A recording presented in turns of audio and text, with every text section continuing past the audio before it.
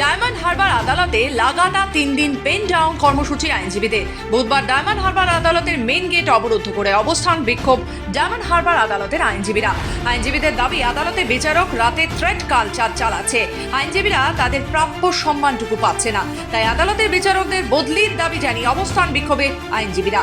গত সোমবার থেকে পেন ডাউন কর্মসূচি শুরু হওয়াতে বন্ধ আদালতের স্বাভাবিক কাজ।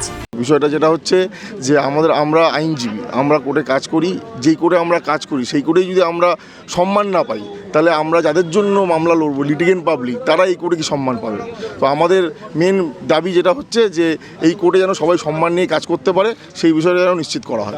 দেখুন, আমরা সোমবার থেকে লাগাতার শান্তিপূর্ণ সহাবস্থানের মধ্যে থেকে নেক্সট টু ডিস্ট্রিক্ট জাজ লন্ডন এডিজেকে আমরা বলেছিলাম আমাদের সঙ্গে যে অন্যায় করা হচ্ছে বা আমার সঙ্গে যে অন্যায় ব্যবহার করা হয়েছে, আমাকে যে অসম্মানজনক কথা বলা হয়েছে, তার জন্য আমাদের সমস্ত বারের প্রতিনিধিরা, সমস্ত বারের অ্যাডভোকেটরা সবাই আমরা এডিজের কাছে গিয়েছিলাম।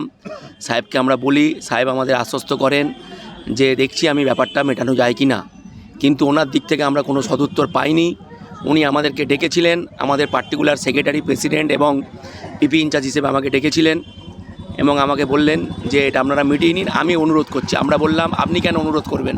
দক্ষিণ 24 পরগনা থেকে অরিজিৎ মণ্ডলের রিপোর্ট, খবর বাংলা।